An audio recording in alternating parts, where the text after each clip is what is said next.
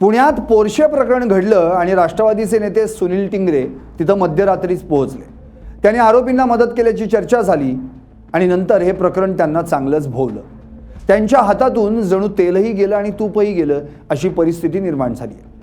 सुनील टिंगरेंचा विधानसभेत पराभव झाला। त्यानंतर विधान परिषदेला त्यांना पक्षानं उमेदवारी अर्ज तर भरायला लावला, पण त्यांच्या हाती काहीच लागणार नाही। विधान परिषदेचे आमदार बनू शकणार नाहीत। टिंगरे आमदार का बनू शकणार नाहीत? पोर्शे प्रकरणात टिंगरेंनी असं काय केलं होतं की त्यांना अद्यापही त्याची शिक्षा भोगावी लागते? बिल्डर अग्रवाल यांनी कसं टिंगरेंना संपवलं? टिंगरे आता पुन्हा कधी आमदार बनू शकतील? त्यांच्या हातातून तेलही गेलं आणि तूपही गेलं असं का म्हटलं जात आहे? पाहूयात या व्हिडिओतून। नमस्कार, मी संदीप आणि तुम्ही पाहता एलएस मराठी। पुणे विधान परिषद निवडणुकीत अजित पवार गटाकडून विक्रम काकडे यांना उमेदवारी देण्यात आली। मात्र काकडेंनी उमेदवारी अर्ज भरताना माजी आमदार सुनील टिंगरे यांनी देखील आपला उमेदवारी अर्ज दाखल केला। जर काकडे हेच राष्ट्रवादीचे अधिकृत उमेदवार आहेत, मग पक्षानं टिंगरेंना अर्ज दाखल करायला का सांगितलं असा प्रश्न अनेकांना पडलाय। राष्ट्रवादीकडून अधिकृत उमेदवार कोण? सुनील टिंगरेंसोबत काही राजकीय खेळी होत आहे का? असे अनेक प्रश्न निर्माण झालेत। तर यावर आता पक्षाचे वरिष्ठ नेते दिलीप वळसे पाटील यांनी प्रतिक्रिया दिली।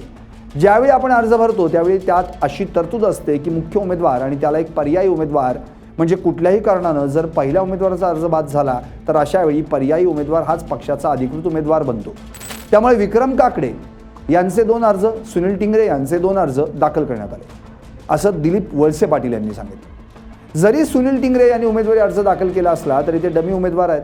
त्यांना उमेदवारी अर्ज मागं घ्यावा लागणार आहे। त्यांना पुणे पोर्शे प्रकरण चांगलंच भोवल्याची चर्चा आहे। बहुचर्चित कल्याणीनगर पोर्शेकार अपघात प्रकरण हे महाराष्ट्राच्या राजकारणाला आणि समाज मनाला हादरवून सोडणारं होतं। मे 2024 मध्ये कल्याणीनगर भागात बिल्डर अग्रवालच्या मुलानं दारूच्या नशेत आपली महागडी पोर्शेकार वेगात चालवून एका दुचाकीला धडक दिली। या भीषण अपघातात अनिश अवधिया आणि अश्विनी कोस्टा या IT इंजिनियर्स यांचा जागीच मृत्यू झाला होता। या घटनेनंतर अल्पवयीन आरोपीला वाचवण्यासाठी पोलिसांवर दबाव आणणं, ससूर रुग्णालयात रक्ताचे नमुने बदलणं असे अनेक धक्कादायक प्रकार समोर आले, ज्यामुळे संपूर्ण देशात संताप व्यक्त होत होता। अपघाताच्या रात्री माजी आमदार सुनील टिंगरे 3 ते 3:30च्या सुमारास थेट येरवडा पोलीस ठाण्यात पोहोचले। इथूनच त्यांच्यावर आरोपांची मालिका सुरू झाली।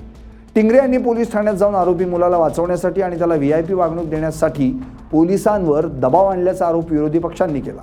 आरोपी मुलाच्या रक्ताचे नमुने बदलल्याप्रकरणी ससून रुग्णालयातील ज्या डॉक्टर्सना अटक झाली होती त्यांना त्या पदावर नियुक्त करण्यासाठी सुनील टिंगरे यांनीच शिफारस पत्र दिलं होतं असं समोर आलं। त्यामुळे टिंगरे यांनी डॉक्टरांना फोन करून मदत केल्याचा संशय वाढला। या वादावर स्पष्टीकरण देताना टिंगरे म्हणाले की आरोपीचे वडील विशाल अग्रवाल हे त्यांच्या मतदारसंघातील एक व्यावसायिक आहेत। त्यांनी फोन केल्यानं एक लोकप्रतिनिधी म्हणून ते पोलीस ठाण्यात गेले होते, कुणालाही मदत करण्यासाठी किंवा दबाव आणण्यासाठी नाही। पोर्शे प्रकरणानंतर सुनील टिंगरे यांच्या प्रतिमेला मोठा धक्का बसला। महाविकास आघाडीनं या मुद्द्यावरून रान पेटवलं आणि पुण्यातील ड्रग्ज गुन्हेगारीला सत्ताधाऱ्यांचं पाठबळ असल्याचा प्रचार केला। महायुतीमध्ये अजित पवारांच्या राष्ट्रवादीकडून सुनील टिंगरे यांना पुन्हा तिकीट देण्यास भाजपकडून सुरुवातीला प्रचंड विरोध झाला होता, कारण टिंगरेंमुळे भाजपच्या प्रतिमेलाही फटका बसत होता। मात्र अखेर अजित पवारांनी त्यांना पुन्हा वडगाव शहरीतून उमेदवारी दिली। शरद पवार गटानं बापूसाहेब पठारे यांना टिंगरेंच्या विरोधात मैदानात उतरवलं। प्रचारादरम्यान विरोधकांनी पोर्शेकार अपघात हाच मुद्दा उचलून धरला आणि टिंगरे गुन्हेगारांचे पाठीराखे असल्याचा आरोप जनतेसमोर लावून धरला। या संपूर्ण वादाचा थेट परिणाम निवडणुकीच्या निकालावर झाला। वडगाव शहरी मतदारसंघातील जनतेनं पोर्शे प्रकरणातील नाराजी मतपेटीतून व्यक्त केली। 2024च्या विधानसभा निवडणुकीत शरद पवार गटाचे बापूसाहेब पठारे यांनी सुनील टिंगरेंचा 4710 मतांनी पराभव केला। या निवडणुकीत टिंगरे यांच्या विरुद्ध गेलेली जनभावना आणि पोर्शे प्रकरणातील कथित सहभाग हेच त्यांच्या पराभवाचं सर्वात मुख्य कारण ठरलं। आता विधान परिषदेच्या उमेदवारीसाठी सुनील टिंगरेंचं नाव आघाडीवर होतं, त्यांनाच उमेदवारी मिळणार असं ठामपणे म्हटलं जात होतं।